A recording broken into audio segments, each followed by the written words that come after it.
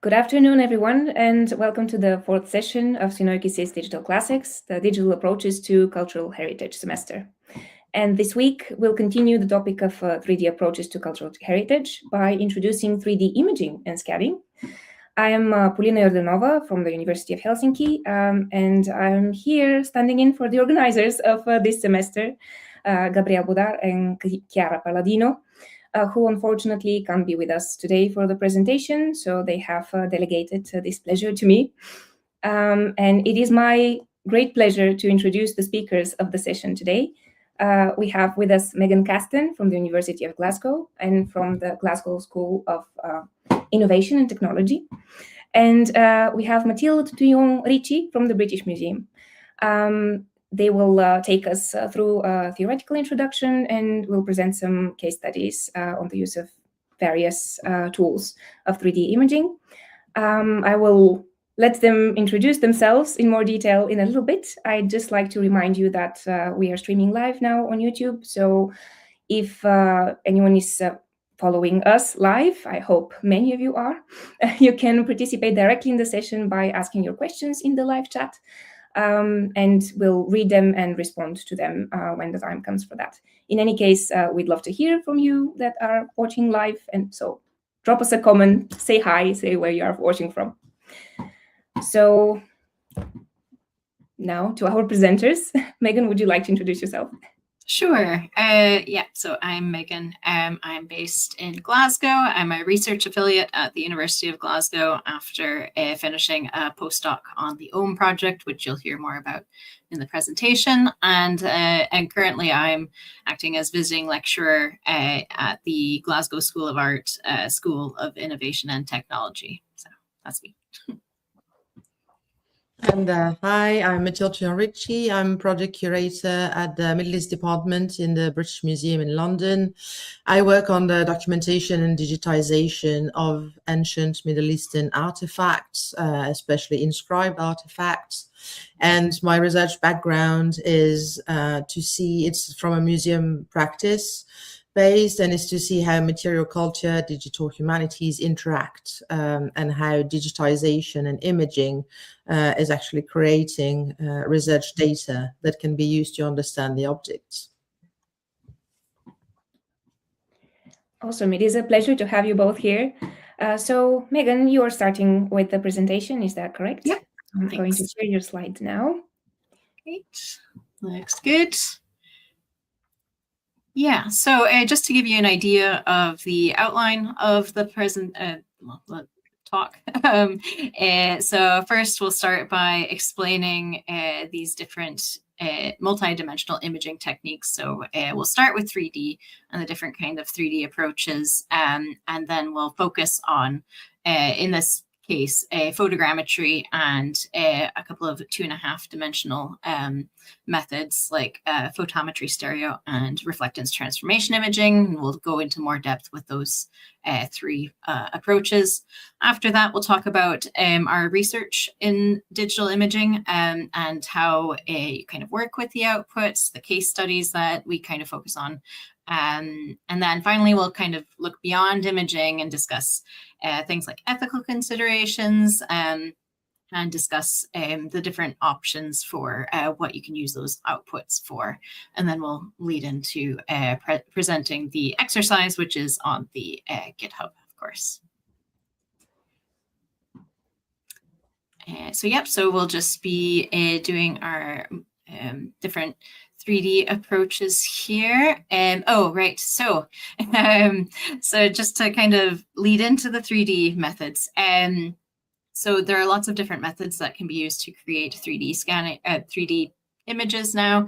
And so the one that people are most familiar with is laser scanning, but there are also things like structured light scanning. I'll go into a couple of different companies and their different approaches to that. There's also CT scanning, which Mathilde will cover, and then photogrammetry, which is becoming very popular very quickly because it's a bit more accessible than some of the other methods.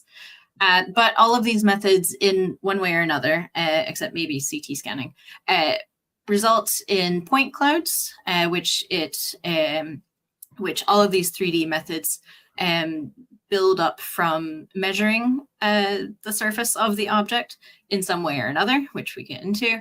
And those points are positioned in 3D space, and so it looks a bit cloudy. And so all of them build up from a point cloud in one way or another. And then those points are connected with triangles or rectangles, depending on what you're using it for. And that is what we call a mesh. And so in the middle here, you can see that that is this simulation of a three-dimensional kind of physical surface, but obviously it's digital, so it's not physical, but it looks a bit more like the real thing anyway.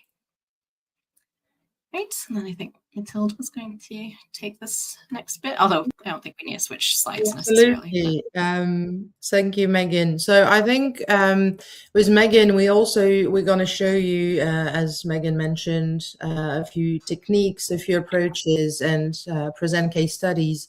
But we wanted to start by also pointing out what to factor in when choosing a 3D approach, because as you will see along this session, there are different approaches we can use and multiple factors to take into account. So one of the first method choice is about the material of the target. So what is it that you are trying to image? And what is it made of? So whether it's based of stone, clay, metal, organic, mixed materials, will have different features in terms of reflectivity, for example, polished stones or metal, translucency, such as ivory or wax, and surface contrast and grain. And all these features of the material will lead to different results when it comes to imaging. Another factor beyond material is to look at the scale. So the scale of what you're trying to digitize. So are you looking at large scale, such as landscape, architecture, or a monument? Or are you looking at a smaller scale, such as object fragment or inscription? Also to note that the scale could be a one-off in your imaging process, or that you may want to scale your process to an entire project with multiple object and a repeatable workflow. And this is also something to take into account.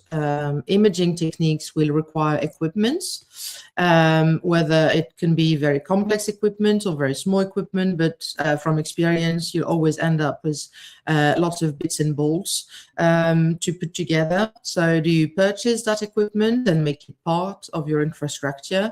Do you only rent that equipment? So if you're maybe working on a project based way, or do you outsource the equipment and the specialist coming with it? So these are factors we need to take into account for 3D approach, as well as the hidden cost of the post-processing and the data storage and curation. And later in the session, we'll come back to the data storage requirement. And the other factors, I think, Megan, you wanted to talk us about other factors to choose a 3D approach. Yeah, so one thing that you have to consider is where the objects or monuments or whatever it is that you are trying to record, where they are situated. So if it is relatively mobile and there's a studio that you're able to use, obviously if it's a museum object, they might have restrictions on how far you can take it. Usually it'll be in their own stores that you'll need to record it. Sometimes they have a studio space, sometimes it's not available.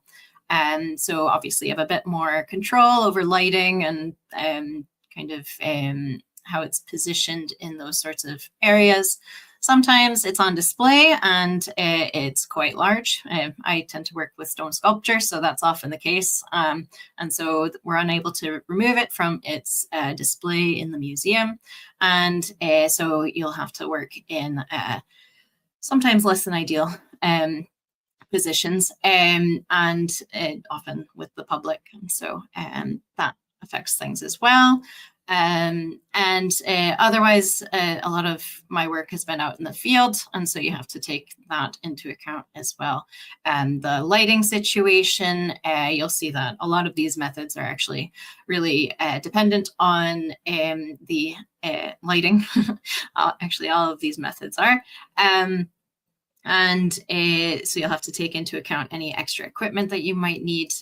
You'll see in a couple of images in a minute that I often have to put a camera on top of the pole. So if it's going 6 meters into the air, do you want to spend lots of money on your camera? I don't know. Anyway, so yeah, access, handling limits, and the stability of that sort of environment, and all that you have to take into account ahead of time when you decide what method you're going to use. And then the purpose of your assets. So are you needing a high resolution mesh for something? How are you going to ensure that accuracy? Is it more important that you need a convincing texture? Does it need to look photorealistic? And does that method that you're using actually capture that?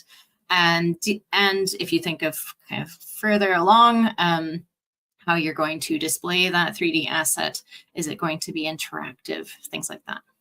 So hopefully we'll get to all those, and if not, think about your questions now and highlight it at the end for the discussion if you're in the chat. But right now, we'll talk about those 3D techniques, and I think I'll be doing most of this. So just to start with laser scanning, so as I said, this is the one that people usually think of when they think of 3D scanning.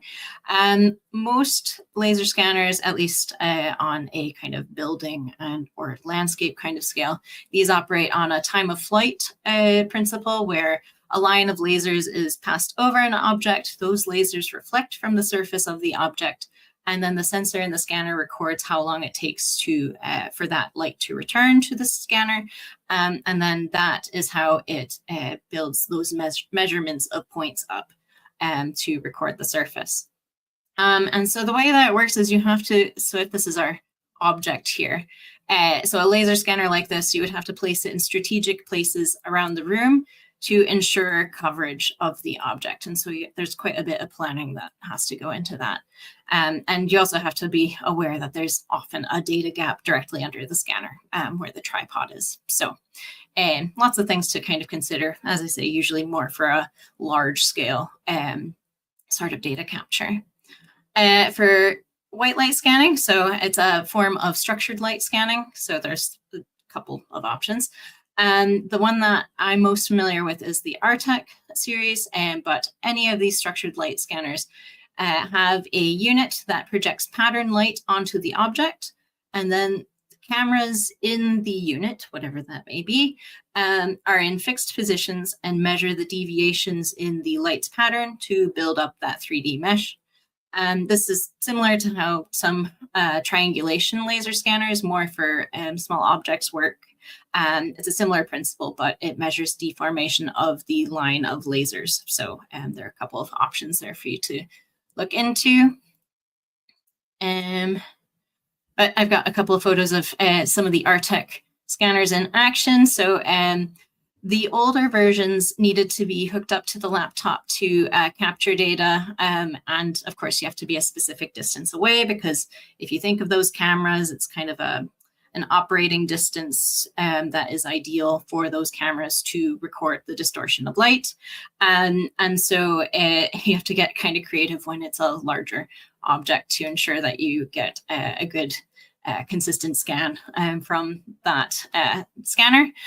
With the Artec Leo, that one is a newer one, more expensive, of course.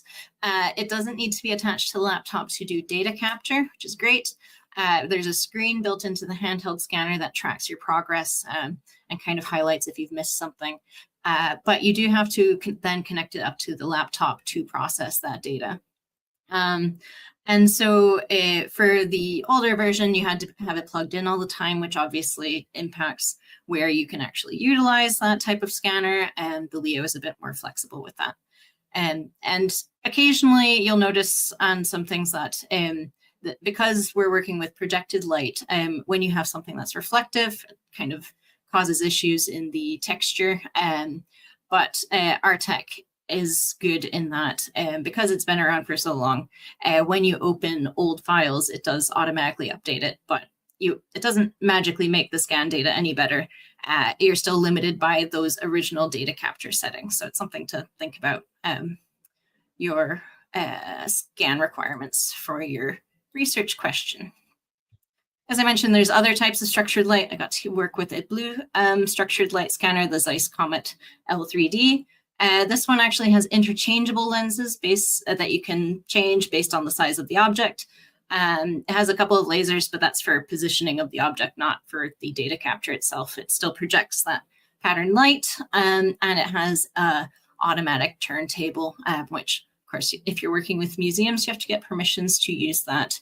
I've got a quick video showing it in action, so you can see those lasers so that we ensure it's in the right position. And then here, you'll see a change in the pattern there. And so that is how it actually records the 3D surface.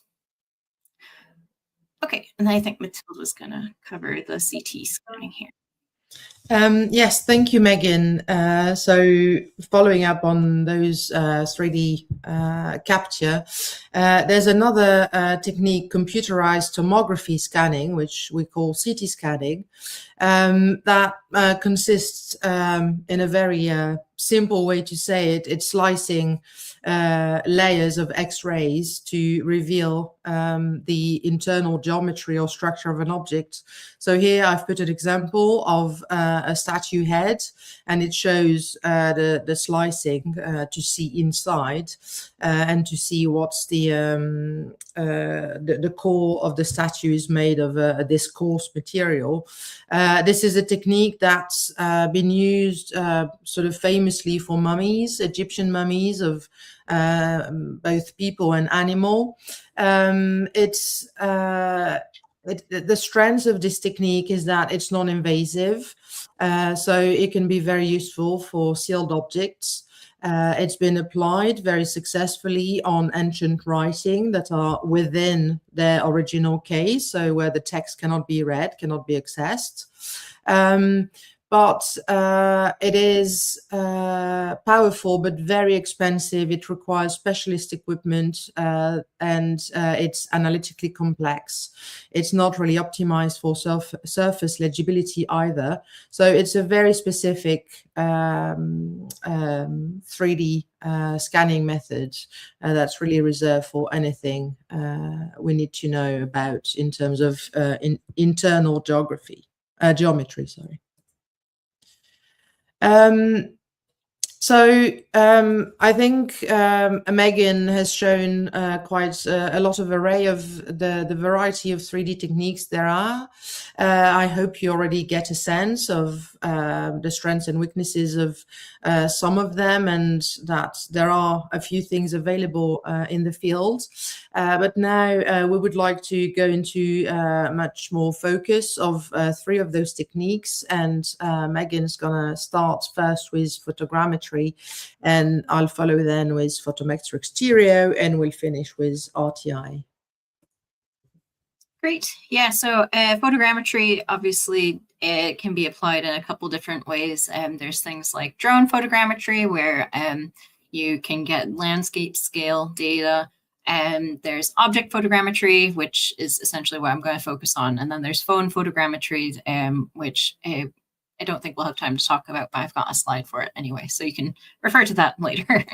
But yeah, so photogrammetry in general, as it's known today, tends to be referred to as structure for motion, because as you move the camera around the object, in this case, you take photographs, and through those differences in the photographs, the software can identify points in common and identify the geometry of the object via that. It's quite a flexible technique, as you'll see in a moment, and it's able to capture a wide range of material and things that are outdoors, indoors, it doesn't tend to be restricted. There are a few varieties of software. You'll be using the Agisoft Metashape for your task at the end. There's also Reality Capture now, Reality Scan, and then Alice Vision, which is a bit more open source. But I'd say Agisoft is probably the most user-friendly, at least to get used to the sort of workflow that photogrammetry requires. So as I mentioned, you need overlapping photos for the software to work. You need at least 50%, but you generally want to aim for 60% until you get a sense of it. And as you can see, on these two photos, the same points are highlighted with differing symbols. So you can see that there's at least 50% overlap. It's in the top bit there, it's in the bottom bit there. That's how I tend to keep myself in line when I'm doing photogrammetry. But overall, clarity of photographs is key, and you generally want to be straight on to the object wherever possible. But yeah, through all these photographs, the software finds points in common and calculates the surface geometry, as you can see here. So, and important to note that because there's no defined scale with photogrammetry, so if you think back to the structured light scanner where it has the two cameras measuring that distortion in the light projected, because those camera lenses are at the same position all the time, it is able to scale things automatically in millimeters. But here with photogrammetry, there is no restriction on scale. This could be a 10 centimeter stone. This could be a meter stone. So you have to have two scale bars in several photos to apply scale. But anyway, just something to mention there. So as I mentioned, it's a very flexible technique. You can see that on this Pictish stone over here on the left, I've had to put the camera quite high up to record the entire stone. Here in the center, we had a stone that was in a glass case, and unfortunately the key was missing on that day. And so I had to take photographs through glass, which actually worked okay. And then in the third photo, I'm actually in a souterrain in Northern Ireland, and had to crawl through a very tight space to get to the second chamber where this stone of interest was. So very flexible technique, just had to have camera batteries on hand, and that worked fine. There's another little bit of the screenshot of the 3D model of the stone in the souterrain there. But the most important thing, I think the phrase is crap in, crap out, but it's essentially better photography will result in a better 3D model in theory. And for photogrammetry, what you generally want is a good depth of field. And so the rule of thumb for that, although it's a bit more complicated, is that a low ISO, so you kind of want in this sort of range here, high f-stop or a narrow aperture, so kind of in this general area, and you then use your variable shutter speed to adjust the photographs essentially. Because if you've got a tripod, then generally you should be able to adjust the exposure sufficiently so that you can have a low ISO and a narrow aperture within reason. But the reason that you prioritize depth of field is that the software needs to see the surface of the object to make those connections. So if you have, let's say, a very shallow depth of field, then the software will not be able to pick out specific features in that kind of blurry area. But if you have a long depth of field, then the software has more information to work with. My general rule of thumb is that if I can't pick out the points in common between my photos, then the software is not going to be able to either. A bit more about equipment. So DSLR camera, that's the type we're talking about here. In theory, more megapixels, you should have to take fewer photos, but that's not necessarily always the case. You want to shoot your photographs in RAW so that you can white balance them. But if you have a laptop to test photos, say you're in a museum and it took a day to get there, then you're going to want to test it before you leave. So a laptop with the software on, you'll want a JPEG to be taken at that point as well, so you don't have to process all the photos and then run it through. Anyway, a tripod, because if you're using lights and things to in a darkened kind of museum or a church, is often the case for me, and then you need to have quite a long shutter speed. So a tripod and a remote trigger are quite key. So this is a remote trigger here. 2 lights at least, so you can minimize shadows, because shadows means no information for the software to latch onto. A contrast background, especially if it's a small object. So if you know that something's black, don't bring a black background, bring a white background. Or if you're working with a museum, then correspond and say, although do you have plastozote? That is white, thank you. 2 flat scale bars, because I've got it in a video, but when you're picking out points to define your scale in photogrammetry, you need to be able to pick a point rather than a point on a line somewhere. But if it's a little X like that, it's a bit more useful. Blue tack, not for the artifact, obviously, but you don't want your scale bars to move at all in relation to the object. And so it's quite important to have on hand. So I've got a wee video here, so you can see I obviously don't have a real Lewis chess woman in my house, but I've got a replica, and so I've got her situated. I've got the 2 lights there, and I don't usually go this fast, but you can see that I'm starting with the bottom. I've angled downwards. Because you need 2 pairs of photographs for the software to identify the surface of the object, you need to kind of double up on the bottom and the top, otherwise it won't generate surface for the areas where it only has 1 set of photographs, 1 row of photographs. So it's better to be particularly careful at the bottom here. And you can see I've tried to minimize the shadows where possible, not always possible with this particular object. So you'll see that in the 3D model when it's all processed. You can also see the scale bars there, and you see how there's a bit of a jump. So if I hadn't taken 2 sets of photographs, it probably wouldn't have gotten the bottom part of the object there. And so now, there we go. So this is the processing. I've got these links. The videos are backed up on YouTube. So if you need this for your work, what do you want to call it, assignment at the end, you can. In this situation, so you can see there are a couple of photographs that didn't align properly. So you're able to use the lasso tool to select the points where something's gone wrong. And then you're able to, select the specific photos causing the issue and then remove them from the initial alignment. And then you can progress on once you're sure that it all looks fairly well aligned. You can then go and do a little bit of extra cleanup. I tend to follow this Dinosaur Paleo blog for my approach. And so then you've got good data and you create the dense point cloud just to check and make sure that there's nothing else to address. Overall looks pretty good.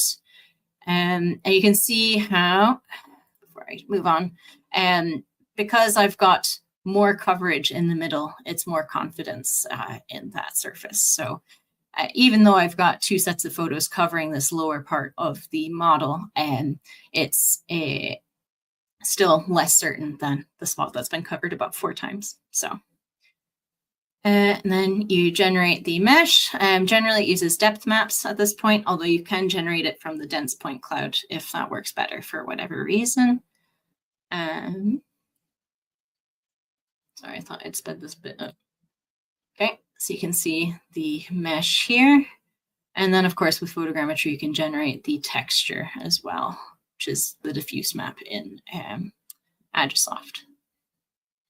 And I've got a bit at the end that kind of shows how you add the scale, but I think I'll skip that for now. And if you're interested, you can look at that. Also, when I mentioned making sure that you have a contrasting background, sometimes if you have to say record each side of this bead. So if you have to flip it over, then sometimes the software latches on to the background instead. And so it becomes essential to mask the photographs, which there's ways of doing that. So if it becomes an issue, you can email me. But and then I've got a little thing here on photogrammetry phone apps. I think we'll skip that.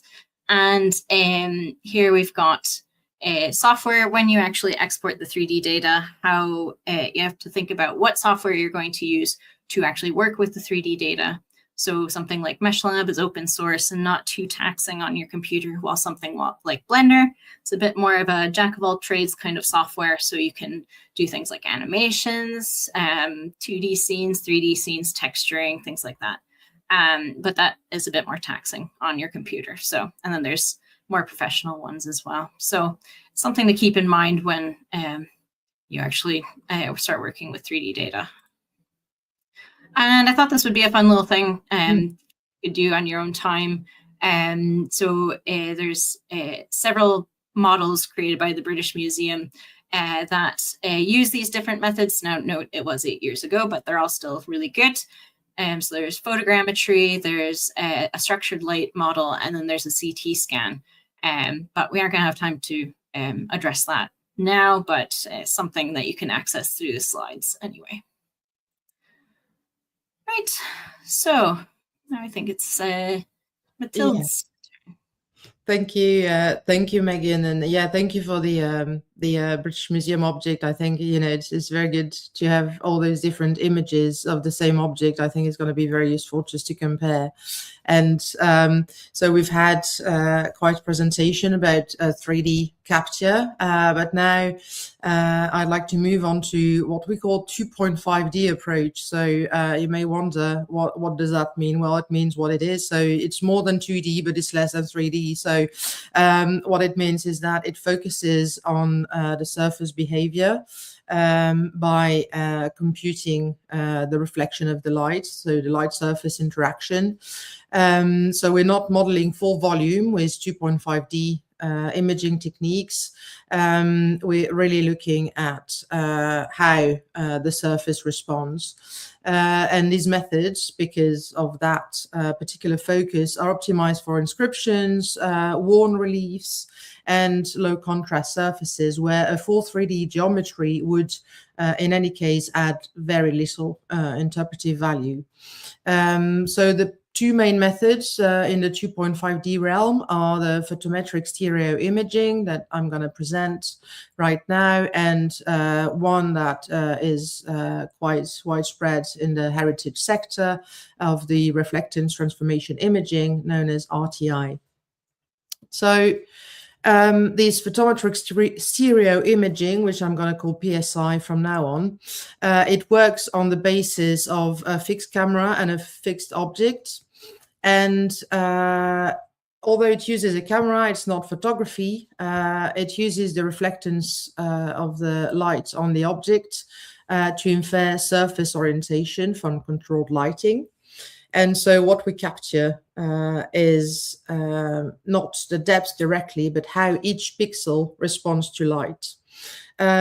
So that's why it's 2.5D. It's not photography and it's not 3D scanning. So here you can see the same object under the 4 different lights. And here is the setup. So in terms of capture, what we use here is proprietary setup, the Selene PSS, developed by Factum, but it's based on a photographic camera. So here we have a DSLR with 4 controlled lights. Just like photometry, we use manual settings. So the camera settings, we don't use any of the autofocus because we want the settings to be unchanged without the capture. One of the principles of PSI capture is that everything is controlled. The distance is controlled, the level is controlled, the light is controlled. And this is actually what's going to allow the first outputs, the raw images, to be processed. We end up with multiple images of the same surface. with an identical framing across all frames, because these 4 images in that instance, so 4 different lights, are going to be combined together. So I've taken a video. I just want to warn anyone watching that there's going to be flashing lights. So it's going to just last for a minute, but do not watch if that doesn't work for you. So this is how it works. So there we have the camera has been programmed to move across an axis because we've got a medium object. So we're gonna do a capture in different tiles that we're gonna stitch computationally, and the flashing reflects the lighting changes during the image acquisition. We're using a laptop for the capture, and then once we get everything we need, we're going to move to a desktop computer to process everything. And I'll get into more details about those softwares later. But what happens after the capture is that all the files will then get calibrated again. It's about control. So we're gonna do everything about the color and the white balance. And then because we need to stitch those tiles back together, we're gonna select the first light. So all those blue highlighted images are just corresponding to the top light. And then we stitch those together using a software. So I use Adobe Bridge for the view and PTGUI for the stitching. And then so it's the same. It's, I think, applying principles that Megan's presented with photogrammetry. It's using an overlap. So the capture was made with, it was 7 by 5 tiles with an overlap of 35 millimeters. And so the algorithm just checks for overlap and matching points. And then we end up with the stitch version. At this point, I want also to say that this is very heavy in terms of files. So we've got an object that's probably the size of an A3. And it's 7 by 5 tiles. So that's 35 tiles. We've got 4 images per tile because of the 4 lights. So we've got 140 raw files, to which we're going to add the calibrated files and then the derivative.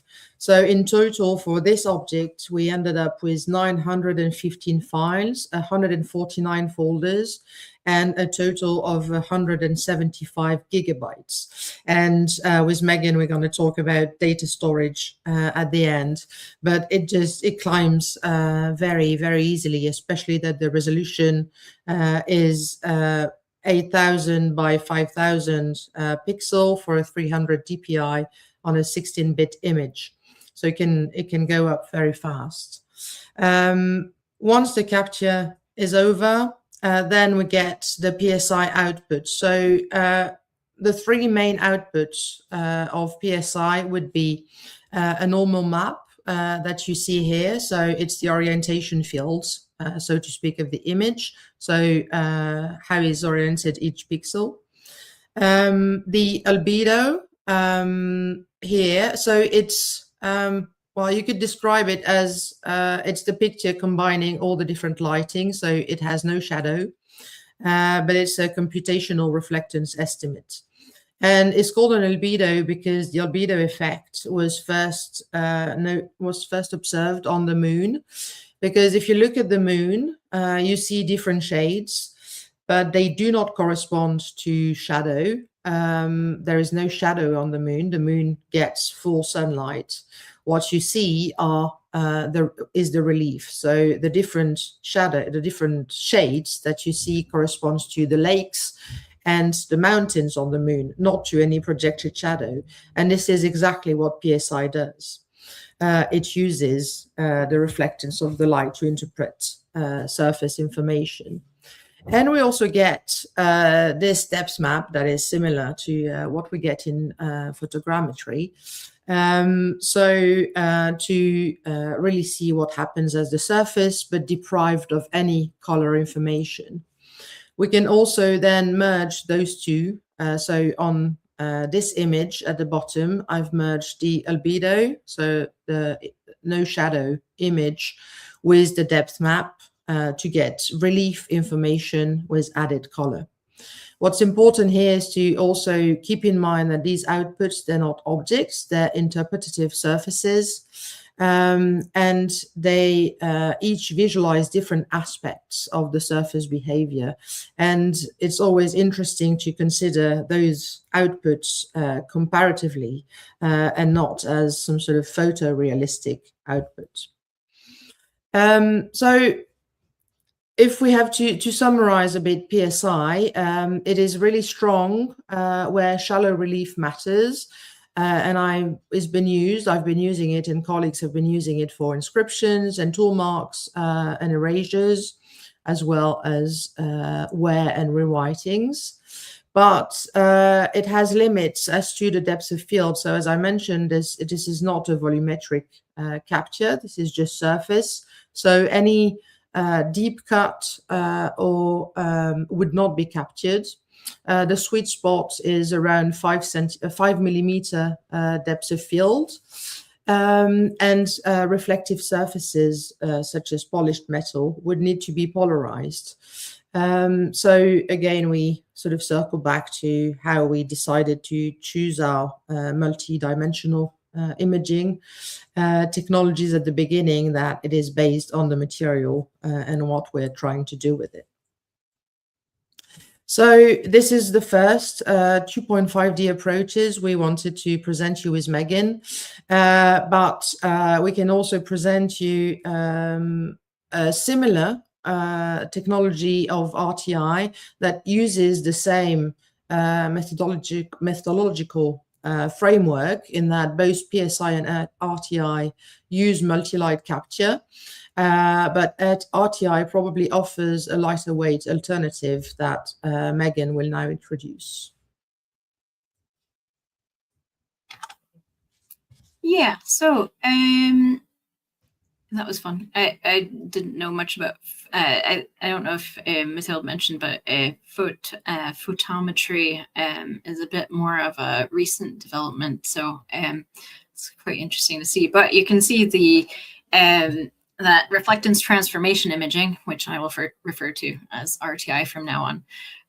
It does function in a lot of quite a similar way. And it's quite an old approach at this point. But what we used it for in the OHM project, well, first of all, the main reason we used RTI is for very finely carved artifacts. Sometimes the inscription isn't always as clear in the 3D model as we would like.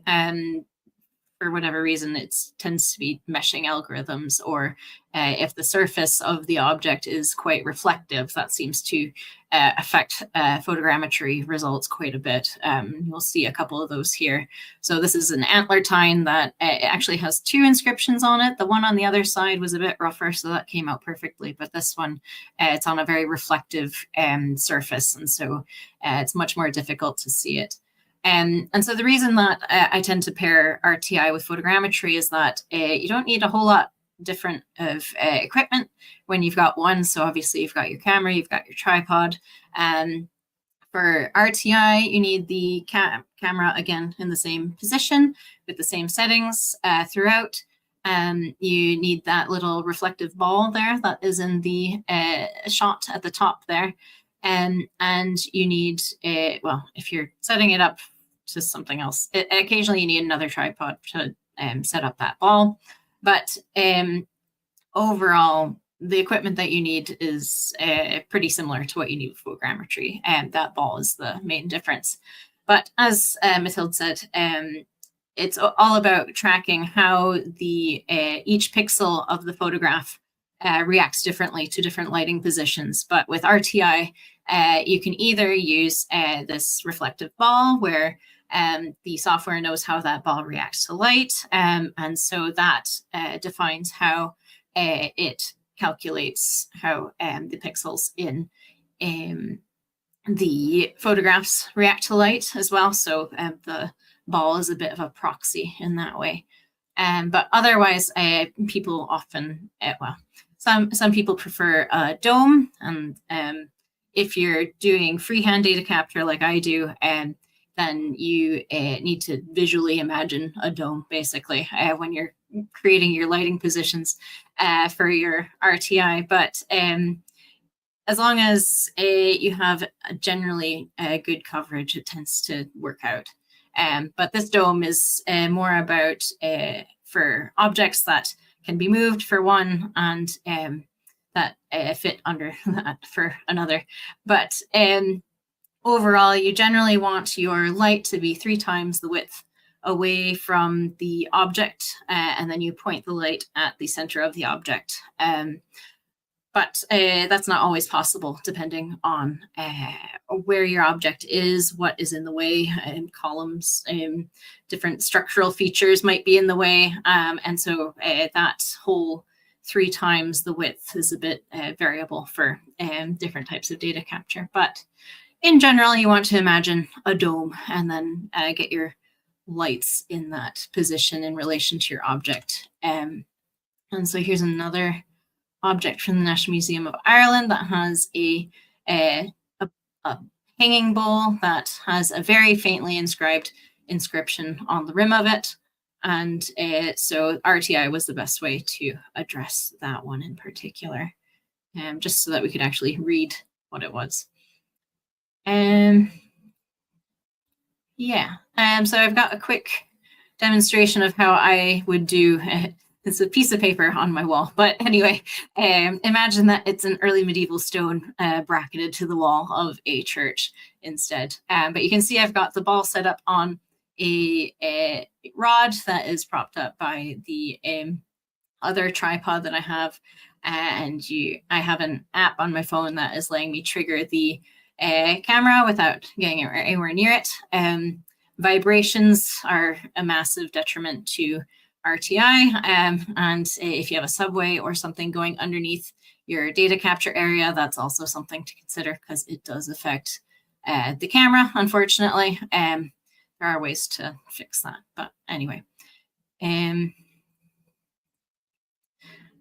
And then, so once you have processed your photos using, as Mathilde said, bridge or camera raw, basically, to white balance your photos in general, then you can put that into the new software. The new RTI software is called Relight, and you put your images in. I think they still have to be JPEG. I could be wrong on that.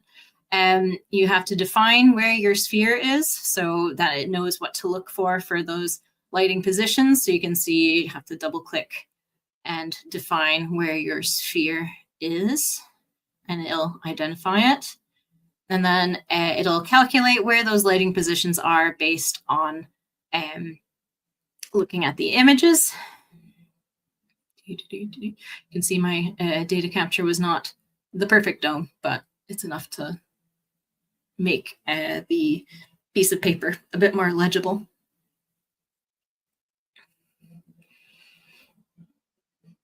Then you can click the verify button just to make sure it hasn't misplaced any of them. And so it shows a little green circle on the highlight, or where it thinks the highlight is.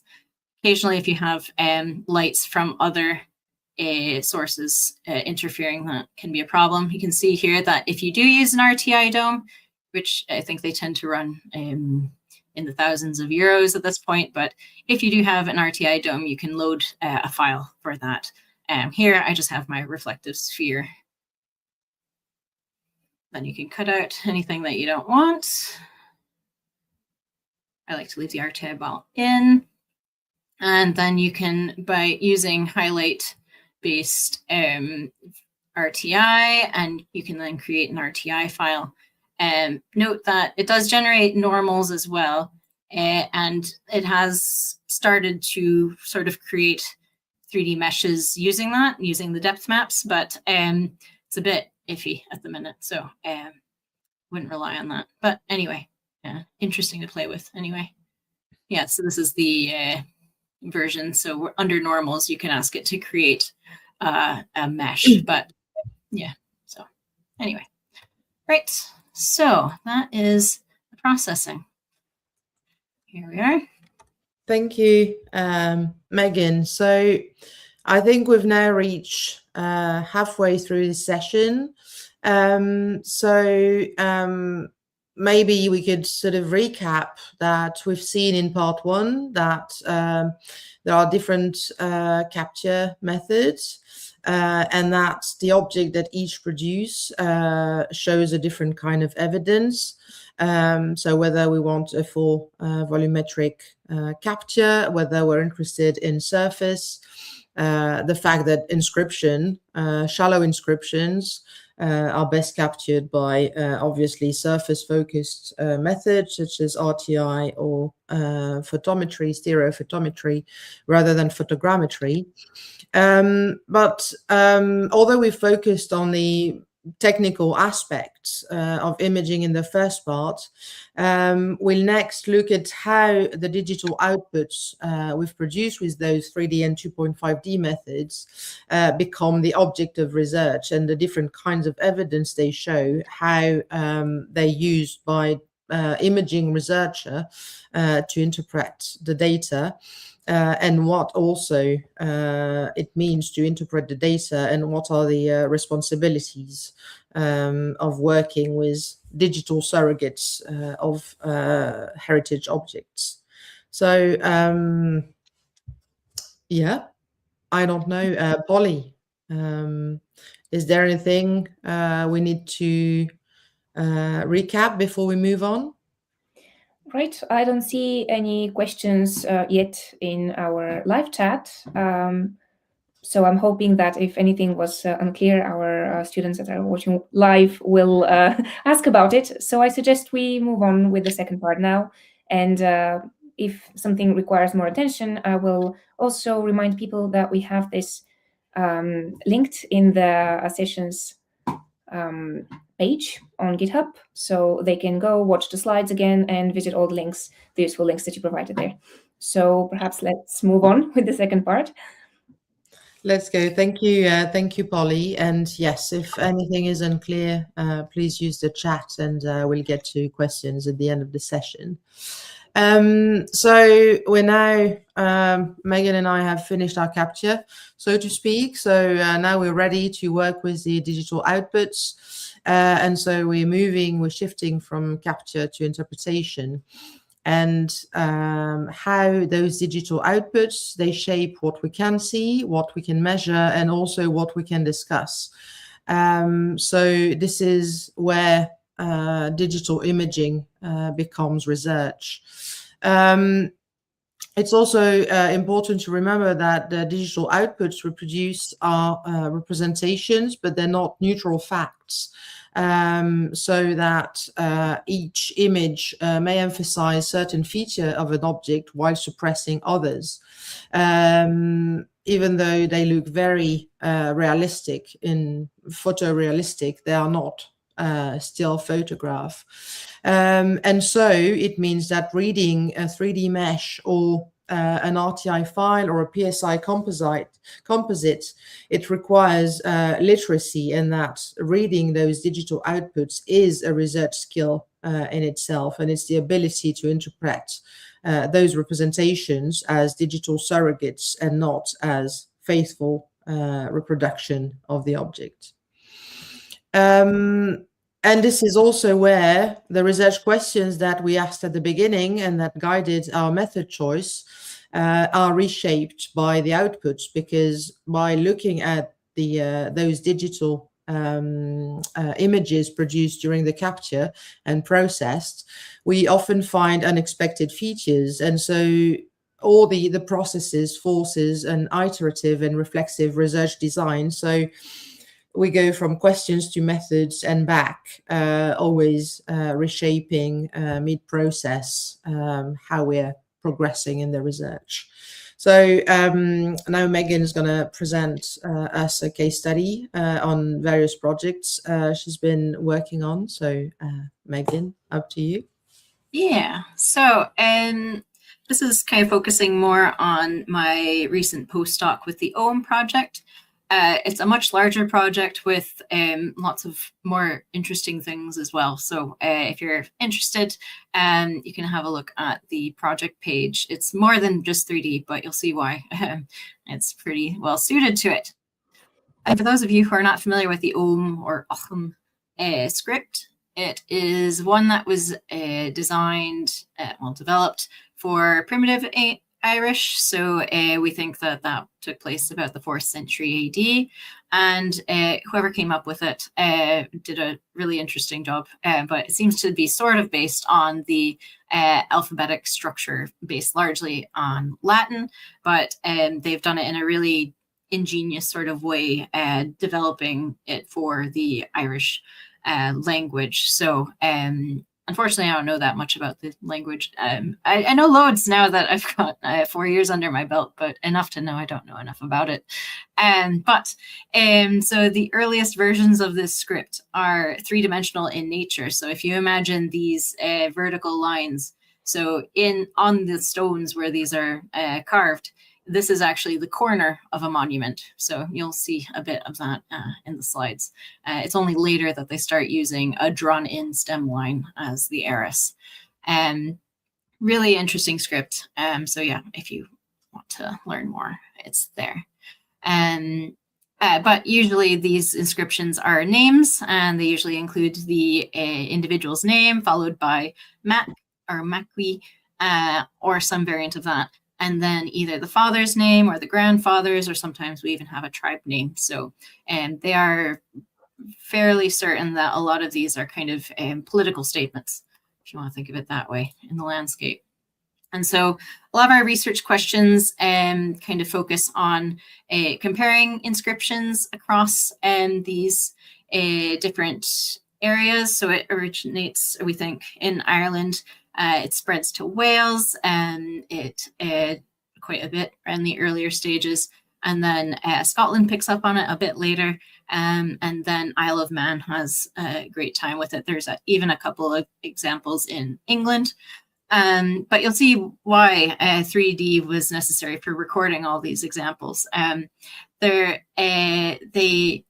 It's quite interesting to bring these stones from different places and putting them right next to each other in 3-dimensional space. So I've got one from Scotland, which has lovely Pictish symbols as well that we don't necessarily understand fully either. And then the Ogham inscription along the side, and how that has been constructed to convey these notions of power in comparison to one stone from Ireland, where essentially they've taken what appears to be a prehistoric standing stone, has a couple of cut marks. There's another one over here, and they've adapted it for their use by adding an inscription to it. So these, we don't fully understand this necessarily, but we're a bit closer now that we can kind of compare these and how it was used across these different spaces. So we're able to do that within and beyond modern boundaries. We're able to compare them with previous records like casts. A lot of the time, we've worked to clarify inscriptions that people have kind of recorded in the past, but sometimes they're quite worn and weathered. And so the 3D actually helps with that by being able to remove the color texture information, which can be quite distracting. And then I've got one that's a bit of a more of a metric analysis called groove analysis, which is statistics, which is exactly what you want at the end of the day, but I'll try not to get into that too much. But if we think of within modern boundaries, we can see all the Northern Irish Ogham stones that are situated next to each other in Blender in the same 3D space. They're all scaled. There's a couple I wasn't able to record. One was in a closed off souterrain, which wouldn't have been safe to access. And one was in the National Museum of Ireland already. So, so you can see that even across the counties of Northern Ireland, they're used in quite different ways. So we have some that the carving is massive, and this is quite a big stone on a big pile of stones. And these are quite finely carved, so we can think that maybe they were playing a different kind of role, and this one is quite finely carved as well. And this one used to have a cross on it as well, so that's a different kind of context for that stone. Comparing them with casts, so this is a stone from Scotland, from the Isle of Gia, and so this one, it had a lot of shaggy moss on it, and so we had to get it professionally cleaned first. And so my PI had only ever seen the casts of the stone in person, so she was worried that there had been quite a bit of worn and weathering since the cast was made in the 1950s, I think. But as you can see here, there's between the casts and the stone, it's actually pretty well survived, the inscription itself. So that was reassuring. So this is one that is from the Isle of Man, Ballyvarkish. This is where we've used RTI to kind of clarify these inscriptions because it's very lightly carved, really lightly incised. The stone has this really annoying undulating surface, and it's also the most reflective stone in the world. Maybe not quite, but it's very reflective, which makes the 3D not as, the photogrammetry turn out not quite so successful. So we were able to record it. I used 2 different scales of RTI. One, I focused down here where we have the original Ogham inscription that was known already. You can see this 1940s drawing of the stone itself. And there's actually quite a few number of inscriptions here. So we were able to clarify this a bit more by using RTI and the macro lens right on in there. And then it turns out that this inscription might actually refer to the use of the script. We think we've got OGAM in there, which is quite cool. And then though we did the macro lens on this kind of isolated area, we also did RTI with the normal 50mm lens here, as you can see, to get the whole stone. And it looks like we might even have a second Ogham inscription on it. There's a drawn in sort of contour of the ring, so it's quite cool as well. But now we have to go back and because I only use the macro lens here, it'd be quite nice to use the macro lens here. But anyway, it's also useful to think of these 3D models as, well, any of these digital imaging things as experimental tools. For 3D in particular, so I've taken a copy, very important, you can copy the data, and I've taken the copy of this stone from Brodie, and I've put it into Blender, and I've started testing what the potential interpretations could be of these scripts based on the very subtle geometry of the 3D model. So I've actually spent probably about 4 hours with my PI working on this one, kind of testing based on spacing and what's still left there, and kind of trying to work out what letters might still be here. So you can see it's quite bashed and this surface is completely gone, but it was reused in the more modern kind of era. So there's quite a bit that's been removed, but yeah, so thinking of these as experimental tools rather than exact replacements or anything of the stone, but obviously you couldn't do that to the real stone, so all right. And finally, so I've not got loads of time, so groove analysis is based on Lila Kitzer-Ofeldt's approach to rune stones in Sweden. So she worked with modern rune carvers and identified that there were a series of measurements you could take and statistics you could apply to identify the carving signature of a carver.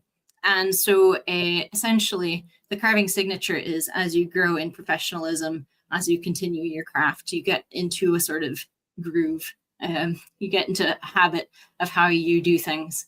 And so for these biscriptal monuments, we've got one from Newton and we've got one from Colbanstown. And the question became, is it the same carver that can read and write in both scripts, or is it one person and then another person, either at the same time or much later? Obviously, statistics wouldn't be able to find that, but then that brings in more interesting questions as well. So basically, first step was to identify whether the same person carved this and this, or this and this. Obviously, we aren't assuming that the same person went from Scotland to Ireland, but anyway. So the variables that you get out of these measurements end up being 5 related to the cross section of the groove, and 5 that relate to the sort of profile of the longitudinal measurements along the base of the groove. And so from those 10 variables, you use statistics to identify the ones that create the most variability in your samples. And then you identify whether the samples from one stone kind of cluster, you kind of use discriminant analysis to assign a group. So you say, okay, here are all my Latin ones, here are all my Ogham ones. Do they have these variables in common or not? And so at the moment, it seems like Colbinstown, we have the same carver doing the Latin inscription and the Ogham inscription. And on the Newton stone, it seems like it might be 2 separate individuals, which is quite interesting. Right, well, I've probably gone over my time there, but I think it's now Mathilde's turn to talk about her case study there. Well, thank you, Megan. I mean, that was fascinating, and so we're going to stay. I'm going to keep the groove, but we're going to travel in space and time. So if we could go a few thousand miles east, and we go to ancient Iraq, and we move back in time to around 4,000 years ago. And so we arrived to that project I've been working on. Is a collection of cuneiform tablets that we have at the British Museum. So cuneiform was the writing system that was used in the ancient Middle East between 5,000 and 2,000 years ago. And the basic principles are that cuneiform is written by impressing reed stylus or any material, but mainly reed, on wet clay, and it creates this wedge-shaped writing system that we call cuneiform. And we got the photometric stereo system to document those clay tablets from ancient Iraq. And this was the first time that such technology was used for at scale for an archaeological collection. And so it required adaptation because, as I've said, photometric stereo was mainly developed for flat to semi-flat objects, and it's true that for archaeology we may also get some more depth. So we had a lot of back and forth with the manufacturer. So we used the Selene PSS from Factum, as I mentioned earlier, and we adapted the software and the hardware. So this is what it looks like. Then it's covered with a shell to protect it from daylight. As I mentioned, everything is about control when it comes to the capture. And the setup is also made for different users. In terms of, so it comes from small tweaks to large tweaks. We've changed the shell, which made it for a standing capture position. I've added a laser level, so it means that the calibration can be done by session rather than per object. And we've even changed the number of seconds between each flash, which probably changes, like it's probably a second or a second and a half gained per tile, but at the end of the day it's probably 15 minutes, and at the end of the week and at the end of the year. So I think we've gained quite some lot of time there. As we've seen in the previous demonstration earlier, this is a process that's file heavy. So if you remember, for an A3 print, we had 140 raw files that then we duplicate into calibrated file that then we stitch, and then we've got the derivatives. So to do all that, we've got different sets of software. So if you can see my cursor, I'm showing in the top left at the Selene controller. This is what really is leading the capture. This is where we decide the number of tiles. So on the x-axis and on the y-axis, this is where we decide of the overlap. And this is how we control the camera, even though it's a Canon camera. So we also use at the top, the bottom right, the Canon capture software that's called EOS. Once the images are ready for processing, we use the Selene processor. So on the top right, and this is where, so the different settings, this is where we set up the lights, just so in some, think of the same principles as RTI. So, but it's giving this time the setup for the altitude and the azimuth of the light source. So by default, I would use 55 degrees of altitudes and 45 of azimuth, but then it's something that you can change. And finally, because the entire process consisted of handling lots of different files and renaming lots of files, and yeah, we had 915 files in the end. I wrote a bunch of scripts in PowerShell that then were put together in a Python app that uses tkinter to just launch the scripts. And again, this is something that makes everybody's life much easier because we're just using computers for what they're very good at, which is computing. This is something that's also part of imaging, is processing the files and all the processing time it requires. Let's now have a look at some of our results. So as I've said earlier, PSI is about looking at surface evidence. And for the research we did on those inscribed tablets, this is tied to writing practices, also handling. As I've mentioned, those tablets are wet clay when they are being inscribed, so they are very prone to marking. And it's also about the administration practices such as sealing. So it's really using photometric stereo to look at inscribed objects, not as documents, so beyond the text content, but also as actual material objects. So questions about how were the tablet made and how were they corrected? What about the erasures? How were they authenticated?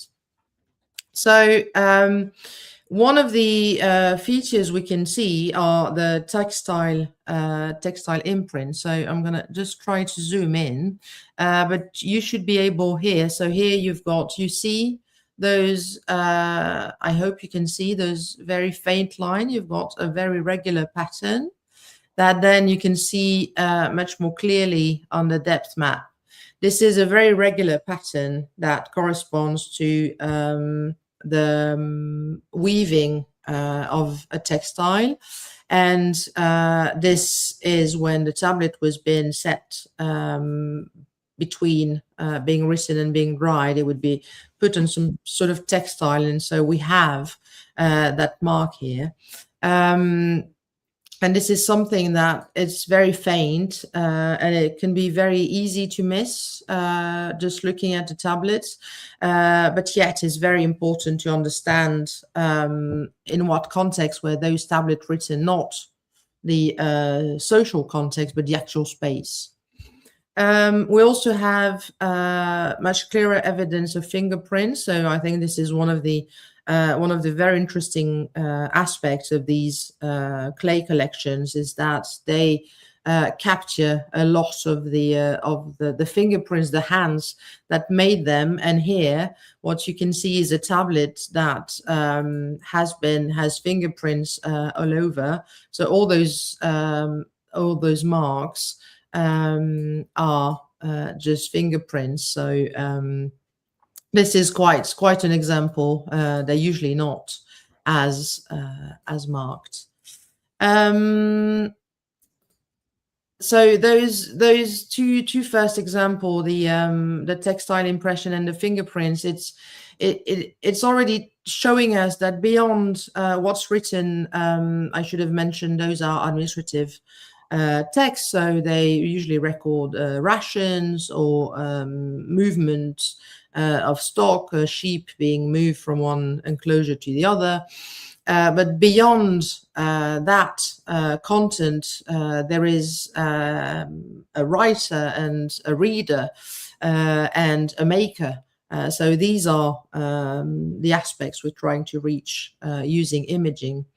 On this particular tablet, so you may not see it yet, but because it was written on clay, on wet clay, if you ever made a mistake, you could smudge the clay as an erasure mode. And there, what happens is at the here, you can see very clearly here how it's been completely smudged. So there used to be something here that's been erased, and you can see it here as well. And again, as I said, reading those results is a skill. So I hope you can see it, but if you can't, this is just, you see 1 and then you see 10 and then you see 100, and then it becomes obvious. So just keep looking until it becomes obvious, because it will.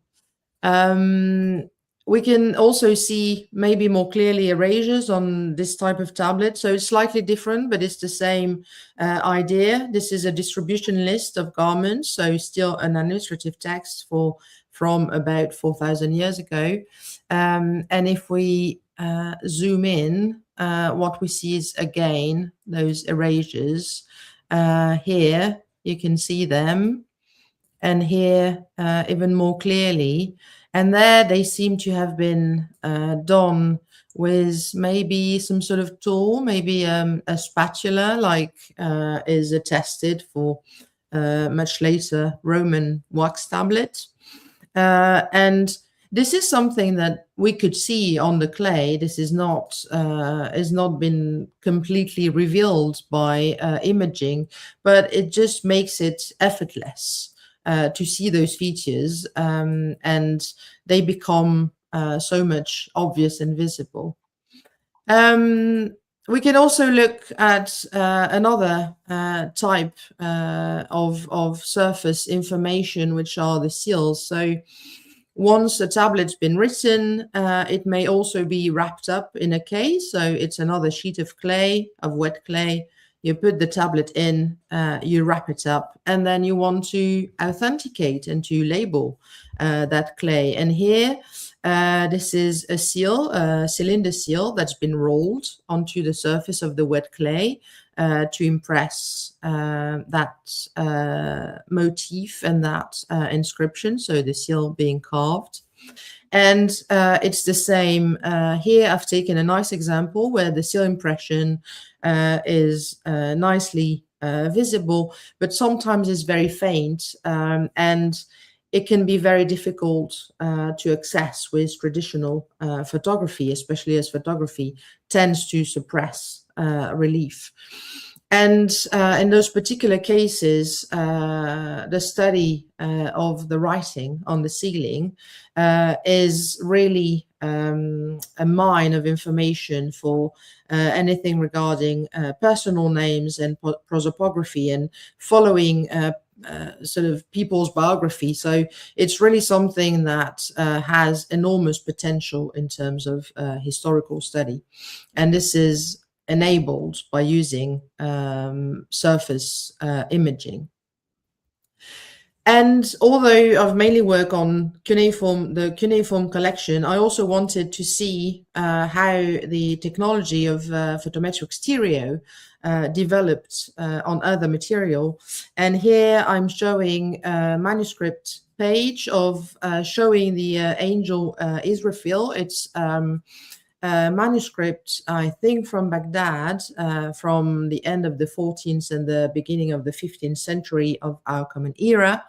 And here it's the albedo image, so the combination of the 4 directional lights.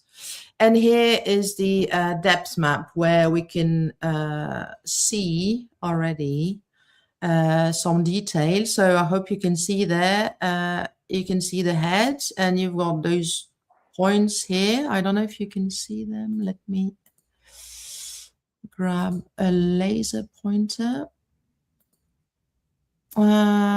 So here, and then they correspond to the metal pigments of the scarf here. Another feature that's interesting is, again, the writing here. Then following it here, we start seeing that this is a zoom. We start seeing that we don't see the same relief throughout the inscription. And this means that there's a difference of relief because the surface interacts differently with the light. And since this inscription is made in ink, it may be that the ink, there's a buildup of ink when the writing implement is refilled with ink. And so it creates more relief on the surface than when the writing implement is running out of ink. So this is really the sort of information we can get using those images. And this is not about producing, nice images, and there are nice images, but it's really getting access to another layer of information that the object always had, but that can be revealed with this 2.5D imaging technology. Then what's next is, how do we make those accessible? So here I've put in a video. This is a test by the Faxam Foundation of a plugin on a website using a Mirador viewer, where the user could really completely interact with the artifacts. This is still a test, but the idea would be to really make those outputs publicly available. But then there's a question of, how do we convey the fact that those are digital reconstruction and not photographic reproduction? What we said, they are digital surrogates. But still, it's interesting to see the level of interaction that we've seen when Megan was showing us RTI. You can see that, you can see the similarities here.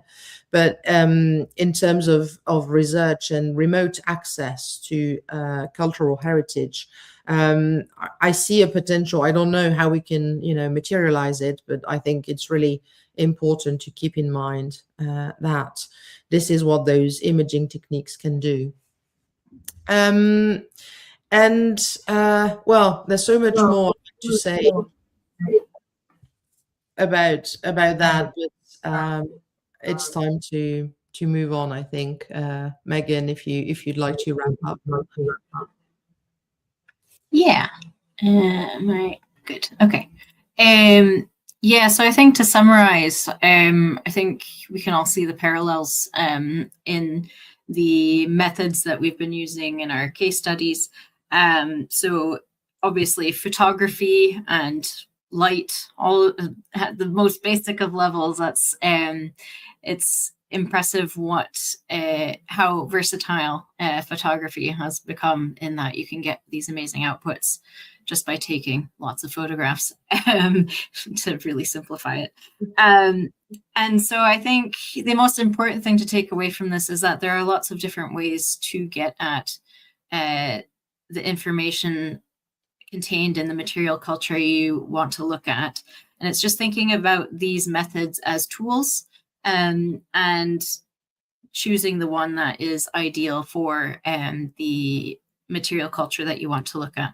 Obviously, ohm stones are not flat, so and they're a bit out of the way. So taking the photometry stereo equipment to record that is not feasible really yet. But if you think about the cuneiform tablets and the information that you get from the PSI and the RTI on the ohm, the really shallowly inscribed objects, the level of detail that you can get from these methods really makes a massive difference and brings sometimes objects that people don't normally get to have a good look at to potentially to wider audiences.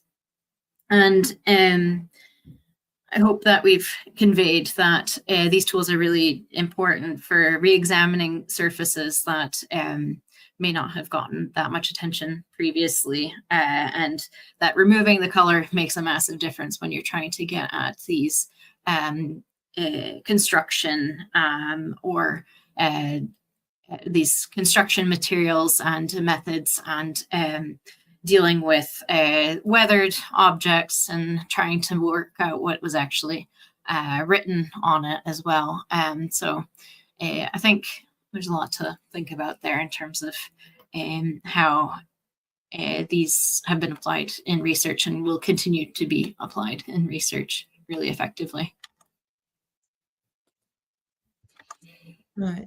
Thank you, Megan. And I think we also wanted to wrap up and to say that beyond imaging, what we see is that we're creating those digital outputs, and with this comes responsibility, and that relates to who those outputs are for and under what conditions. So there are a few ethical considerations. This will obviously be much more developed, I think, as part of the seminar, and I think this is in week 8 that ethics relating to digital methods in cultural heritage will be developed. But we wanted really to mention it here that digitization is not neutral, and that the decisions, as hopefully you've seen, the decisions that we make as the imager, so to speak, about what is captured and shared, it has cultural and political consequences, and there's there are perspectives that need to be taken into consideration, especially for contested or sensitive heritage. And I think, yes, in week 8, you'll also have a presentation about the care principle by my colleague, Paola, from the British Museum. And this is really about what it means, those digitization choices in terms of social and political context. It's not purely technical. It's also a question of ownership of the outputs. So it's not because an image is public domain that it becomes open data. And in the UK and elsewhere, computer-generated images may attract a distinct copyright to photographs. So the licensing strategies and ethical choices can become, very complex very fast. And then again, the question of authorship. But mainly it's about who controls the use and the reuse of these digital surrogates. And this also has to do with platforms and politics of access, as Megan will mention.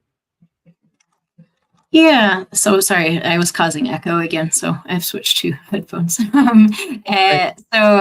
I think this is something that'll come up in, I think it was week 9, where usually in cultural heritage, we've been using things like Sketchfab and other 3D viewers. So during the OWN project, Sketchfab had put out something about how they were going to change the sort of business model, essentially.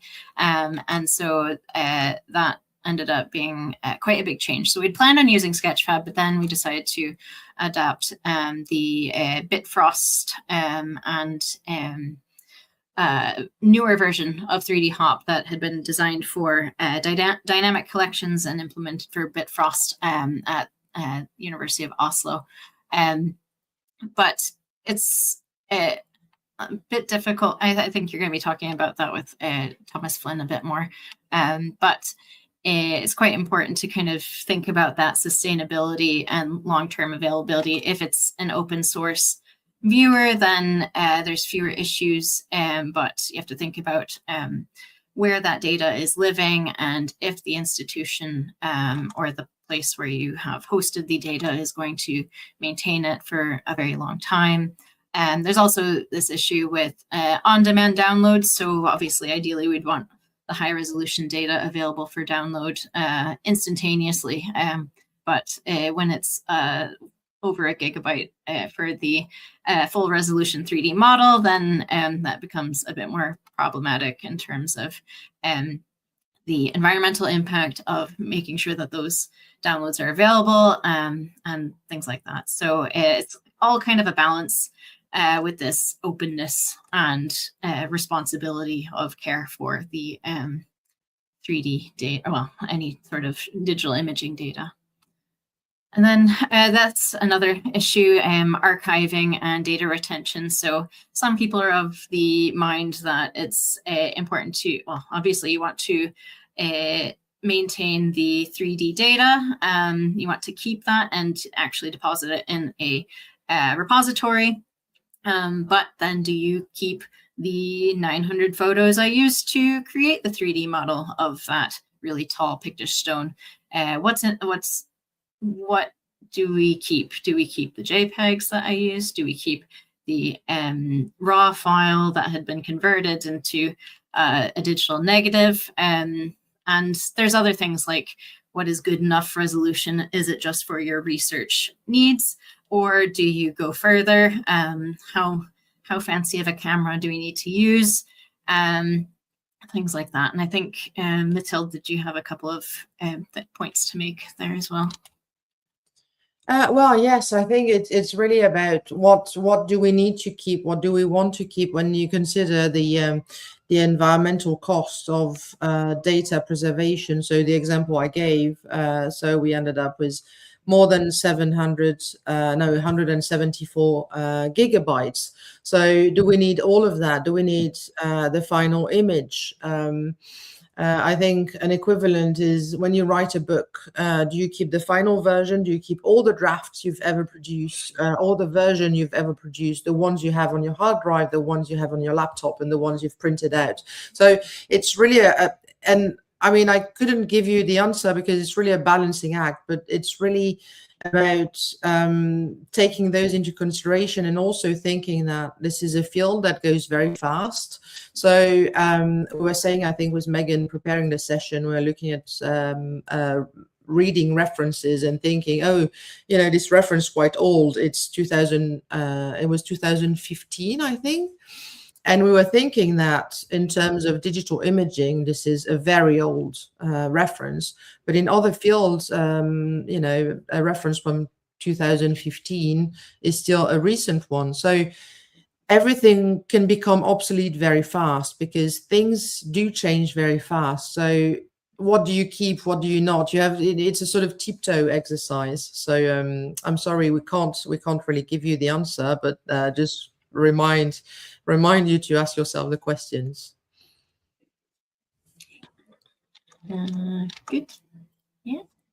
I think that's the main. So hopefully you can now all answer the question, what do you need multi-dimensional digital imaging for? That'll be on the quiz. No.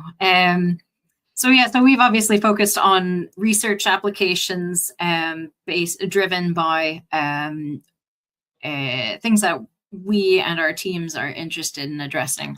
But there are other options. So, I mean, RTI and photogrammetry are often used as outreach activities. And there's other things you have to consider with that, in that if you're asking your participants to use their own phone cameras, how do you provide the cameras instead so that you don't have to have the awkward thing where you plug in people's phones into laptops and and the differing resolutions and all sorts of things. And it is quite a useful way of getting participants to engage with their heritage as well. So there's that sort of public engagement element. There's obviously the research element where you're creating this massive data set, and a little bit of gatekeeping happens in that process where you decide, okay, well, I'll have a 250 megabyte download available, but if they want higher resolution, then someone would have to ask me. And then there's a completely opposite end where you might want to use it for a game or something. And then file size matters, and it doesn't need to be photorealistic, things like that. So it's all a bit more complicated than how we've presented it here, but hopefully the other weeks will address more of those points. Anything else you wanted to add in there, Mathilde? Yeah, no, I think you've really summarized what it's about, and it boils down to the fact that all these are skills. So just it's very easy in a way to capture. Taking 900 images of something. It is just. But then why do you do it? How do you do it? And then how do you label your photos? I mean, I don't know, my holiday photos, they're a mess, but my work photos, they're perfectly metadated, and they've got everything. So I can find a photo of a cuneiform tablet right on. I can't find a photo of my cat, but but is the idea that what do you need multi-dimensional imaging for? Because this is cool tech, and I don't know, Megan, if I can speak for you, but I'm having a great time playing with those machines. But this is really looking beyond that, like beyond doing cool tech and core images. What do we use them for, and what are the implications? And I think for photometric stereo is the image we produce, especially when we superimpose, when we do the composite image, it really looks like a photo, but it's not a photo. So how do we convey the message that this is not the object, this is the digital surrogate, and it's already being interpreted? You could say that the photograph is already an interpretation anyway, but I think there's really some sort of curation to do with those images.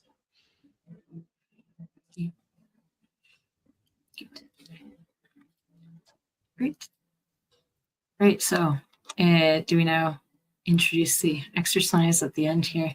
Yeah, I suppose now it's a good time to introduce the exercise, and this gives people watching live a moment to perhaps formulate and ask their questions if they have any. Now that we have you available here, so I will share your screen. Megan, will you be presenting the exercise? Sure. Why not? Okay. Sure. Sorry, I'm losing my. There we go. That's fine. Right. Great. So, I probably should just actually share the. Anyway, you can all navigate to the GitHub. You can scroll down to the bottom and have a look at the section called exercise. And so obviously, this is to give you a go at photogrammetry. So installing Agisoft Metashape on your computer, activate the free 30-day trial license.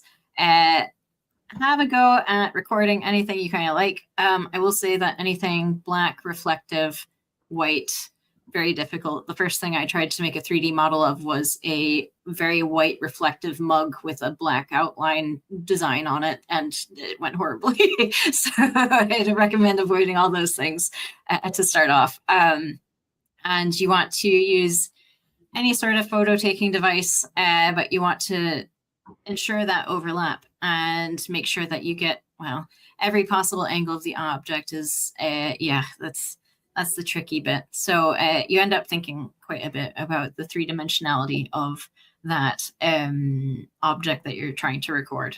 So you think about it a little too hard sometimes, but you want to avoid any blurry or overexposed images, or if you have a software to fix the overexposed images, you can do that as well.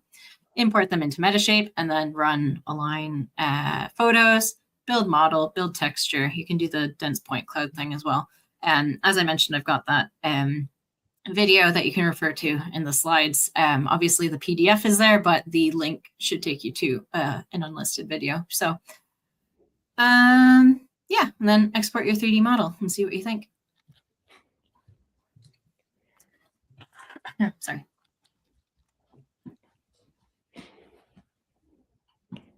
Right, so I've quickly shared that here, but as you mentioned, everybody's got the link to the Sunoikis page where all the cool links and videos live. And since we've gone a little bit over time, perhaps unless we get any last minute questions from the chat, I can use this opportunity to thank you for joining this session. This was really, really interesting. And although we don't have much time to go into much detail about any of these methods, I think the things that you have presented really spark the interest. So it's you've already mentioned that people can contact you if they have questions about particular methods. So I'm advertising this as well. If our followers, our viewers here are interested in more 3D related content, they can tune in again in March, on the 12th of March, when we'll talk about the ethics and sustainability of 3D heritage. And the next session of Sunoikis will be next week on geographic information systems, another really interesting topic. So thank you both again for being here, and thank you all for following, and see you around. Well, thank you, Paulina. Thank you. And thank you, Megan. Yeah, it's been fun. Yeah. Thank you. Bye.